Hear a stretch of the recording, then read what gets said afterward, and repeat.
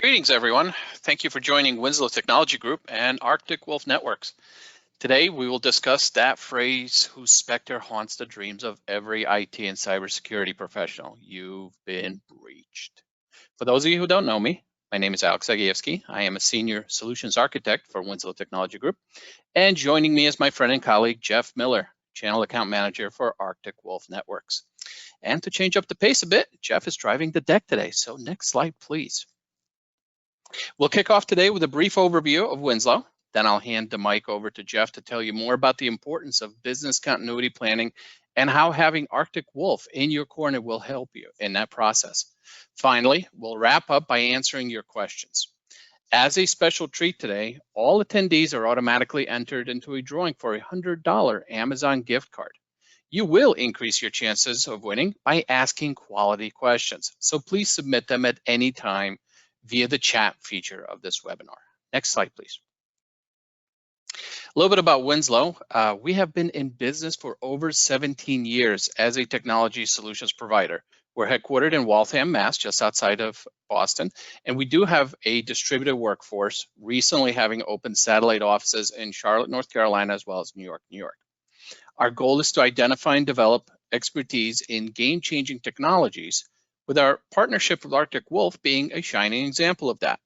Winslow works with customers like you to tailor technology solutions that solve for both today's problems and tomorrow's opportunities. We specialize in hardware, software, and services, not only for the core data center, but also end user compute, complemented by our security and cloud solutions. Winslow is a Dell Technologies Titanium partner, and we're proud to have industry recognized awards such as being a Dell Technologies Partner of the Year and two-time Arctic Wolf Partner of the Year for 2019 and 2020. We have an installation based in 37 states, 4 Canadian provinces, and a number of international locations. Next slide, please.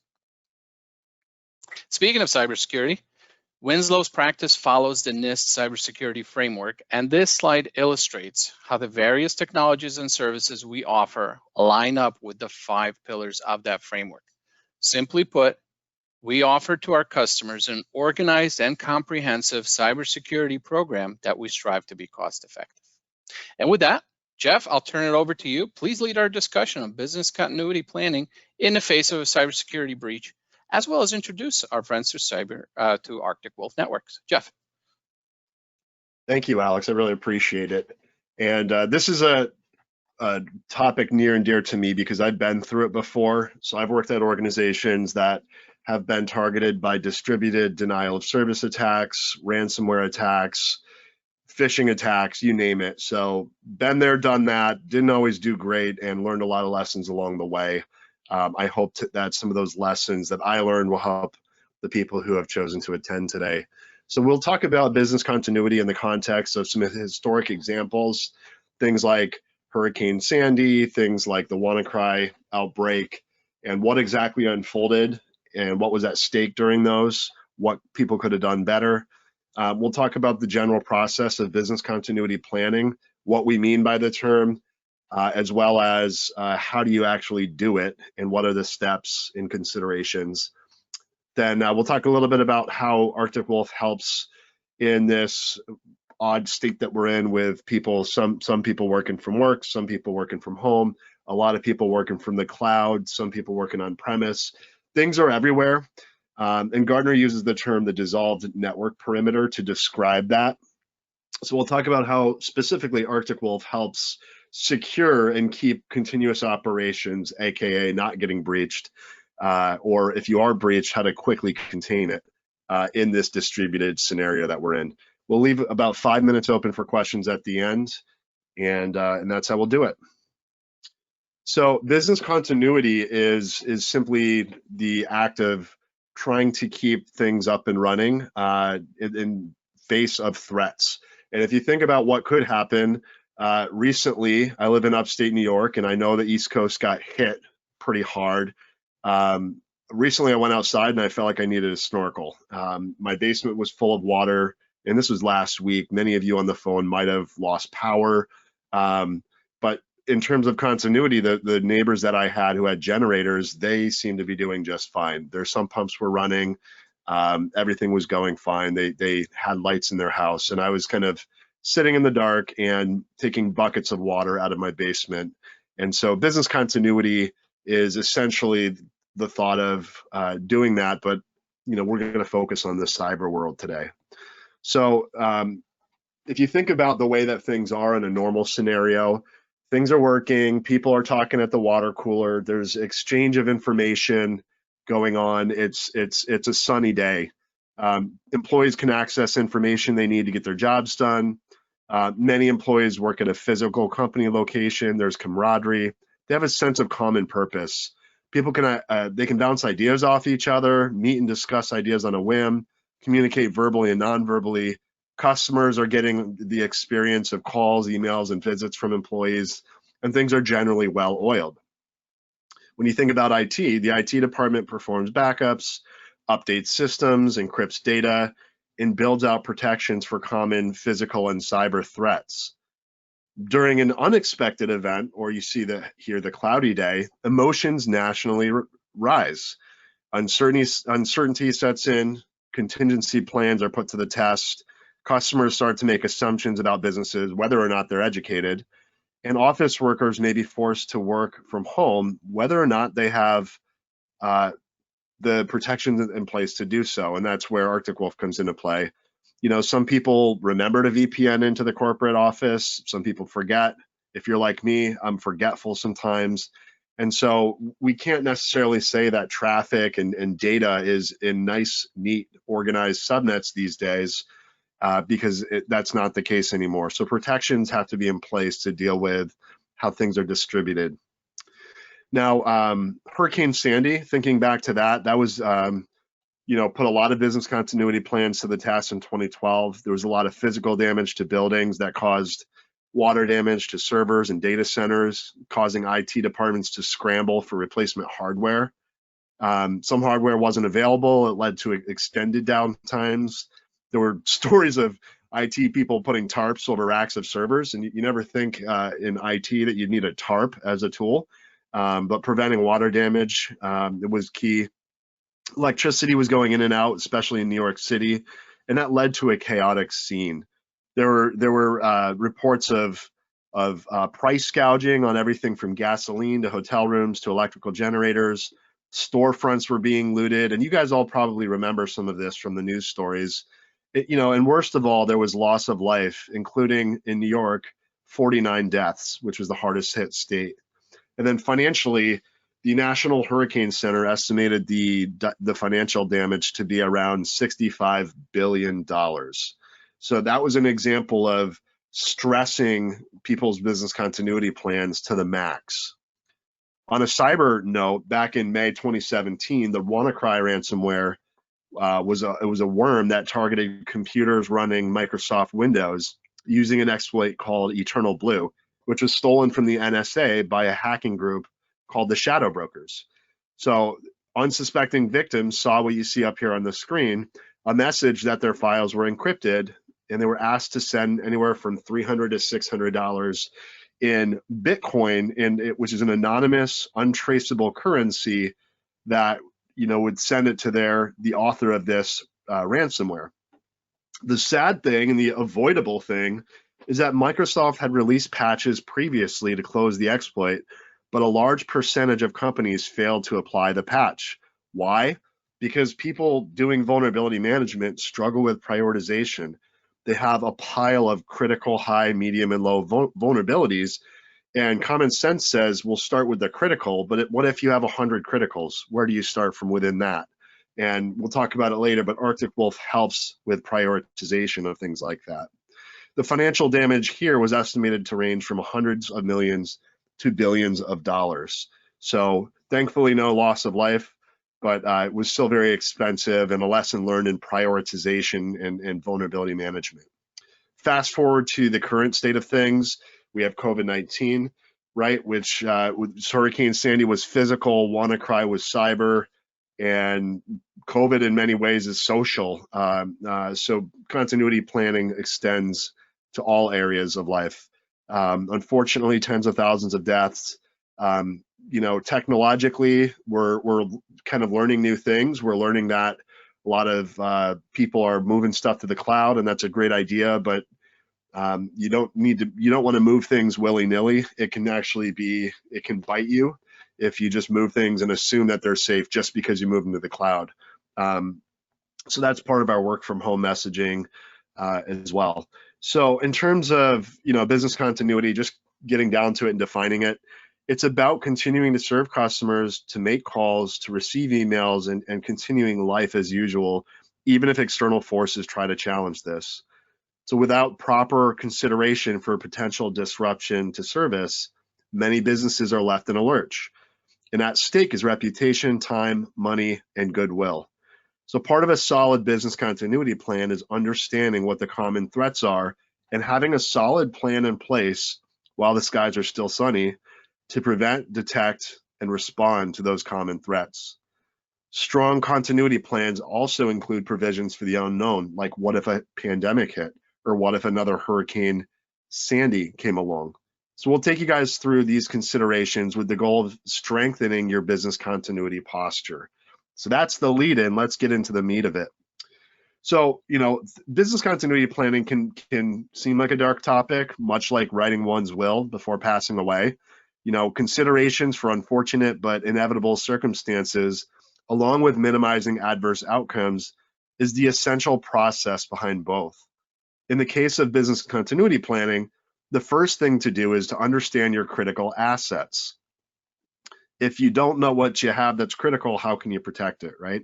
So to keep businesses running during a catastrophic event, you have to keep the critical assets intact as they were before an incident.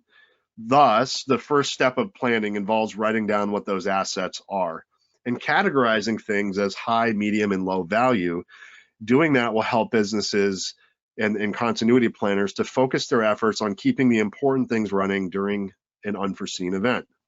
So when you think of assets, that could be information systems, data, people, finances, insurance, among other things. And I myself have been involved in business continuity planning. I worked for the New York State Attorney General's office in a prior role, and we determined that file, print, telephone, and email were the top services that absolutely had to keep on working in the event of a disaster. We had redundant data centers in place, which was good because we had to swing 300 virtual servers from a New York City data center to an Albany, New York data center during Hurricane Sandy. And even in that scenario, we had distributed file system, a Windows technology deployed. And so we had data replication so that file services were uninterrupted during that event. We had a highly redundant Exchange database availability group cluster, multiple layers of replication and failover from enterprise storage to the virtual environment. However, the one thing that we didn't have a plan for was the entire workforce there in New York City having to work from home. So we just didn't think that would happen wholesale. And that happened. My brother works for a state entity, and with COVID hitting, they had only planned on having about 40% of their workforce needing to work from home at any given time. And that in their heads, that was the worst possible case that could happen. Lo and behold, COVID happens, and they had over 70% of their workforce having to work from home. And so they found themselves vastly unprovisioned in their Citrix environment. So unfortunately, have to think of what's the worst that can happen and sort of reverse engineer it from there. And the things that aren't necessarily important, don't put a lot of time, money, and effort into them. But if it is things like email, file, print, whatever you deem to be critical, that's where the efforts need to be focused. Now, in terms of doing this, once you do the math of determining what assets are important and necessary for continued business operations during a catastrophe, you move on to performing what we call a business impact analysis, or BIA. And BIAs take into consideration the criticality of assets, the likelihood of various threats to those assets, and the impact if a threat was realized. And we build out what we call these recovery objectives, which are part of the consideration. So for example, it may be acceptable for email to be down for an hour, but it could be business ending if it's down for a week. Perhaps print services are okay not to be available for a few weeks, even if it's a nuisance. Ultimately, where a threat is likely and the impact to a critical asset is high, companies like yourselves need to invest planning time and budget dollars on countermeasures. For cyber threats, it's important to have data redundancy, backups, and then in the world of Arctic Wolf, detection and response mechanisms in place before an event occurs. Verizon has their latest data breach investigation report showing that there's a 96% year-over-year increase in data breaches, despite companies spending a lot of time and a lot of money investing in security tools. I'm saying that not to discourage you from continuing to buy security tools, but what do you do when it comes time for detection and response? Assume that you're going to get breach, is what I'm telling you, and work back from there. If you know that you're going to get breached, you better have something in place for rapid detection and response. And there's only one way to do that, and that's to have 24/7 network security monitoring in place in a team that's watching the logs, the alerts, the failed logins, hey, somebody created a new domain admin in Active Directory, let's take a look. If you don't have that sort of monitoring in place, the average dwell time for a bad guy getting into your network and starting to access private information is 206 days. So you want to shrink that time that they have to poke around, or that dwell time, to hours or minutes at most. And that's what you do with something like Arctic Wolf. Now, other things to consider when it comes to business continuity planning are legal requirements, your duty to consumers, right? Just the expectation that there's a level of excellence. Human safety trumps everything else, of course. Communications, right? You got to be careful not to have people posting things on LinkedIn. You've got to message consistently to internal and external stakeholders.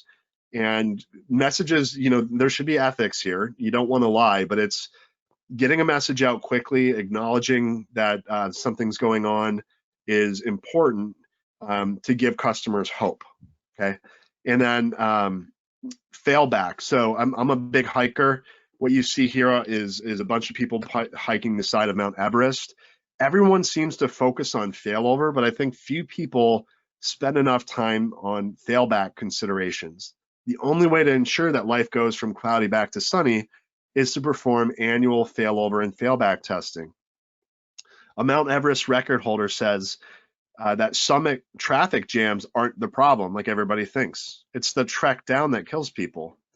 So the same person says that all Everest climbers should focus on making sure that they have enough energy to get back down the mountain. So I ask you, what happens after COVID? Do you have enough energy to get back down the mountain? Have you thought about the failback?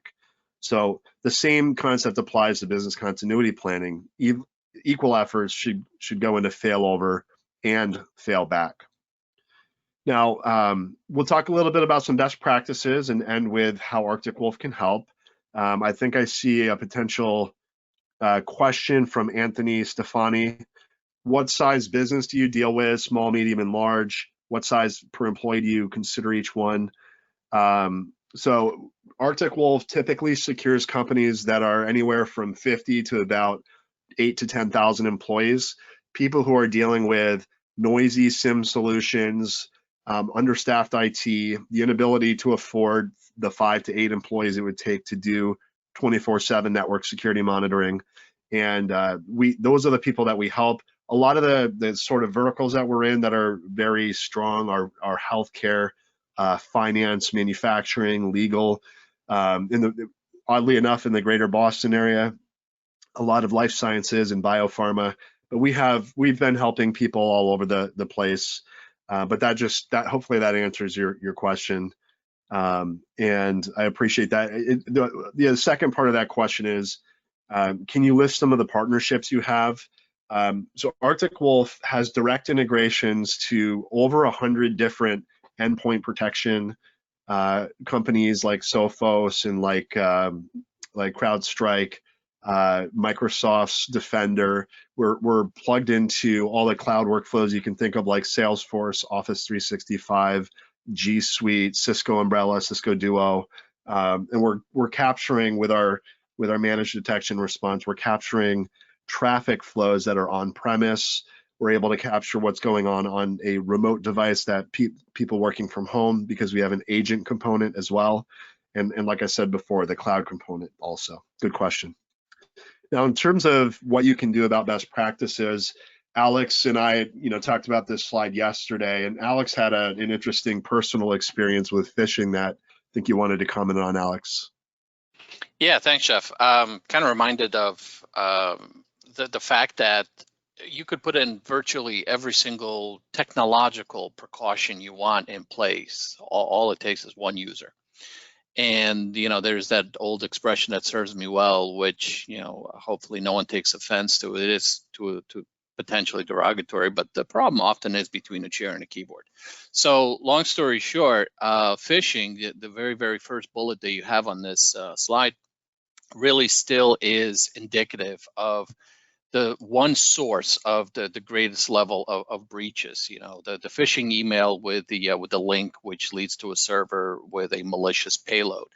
And the specific example that I'm thinking of is that spoofing email domains is probably one of the oldest tricks in the book, but it's also probably one of the easiest, especially in this day and age when a lot of folks are relying on mobile devices to read, compose, forward emails. And especially in this climate of the pandemic, when a lot of people are working from home, we're not always afforded the luxury of sitting in front of a computer as we might be if we were in our offices.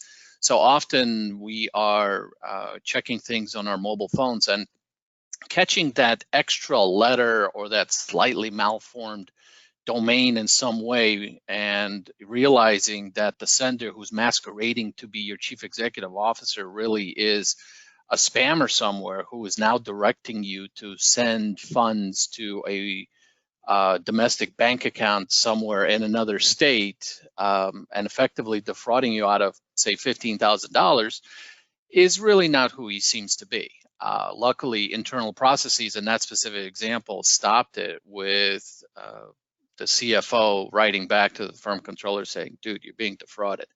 And that's really all it takes. There have been folks who have lost money just that way. Yeah, that's good. Those are good points there, Alex.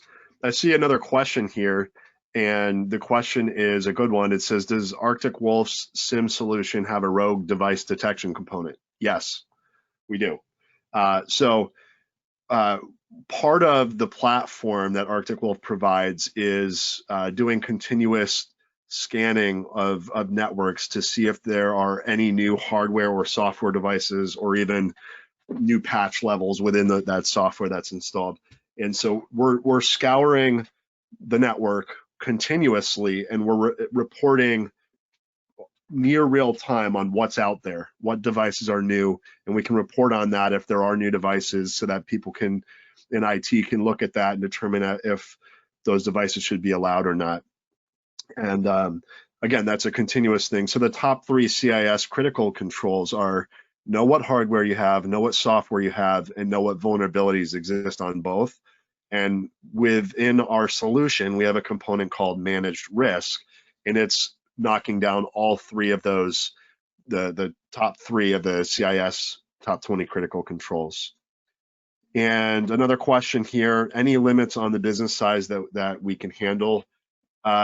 No, technologically, no.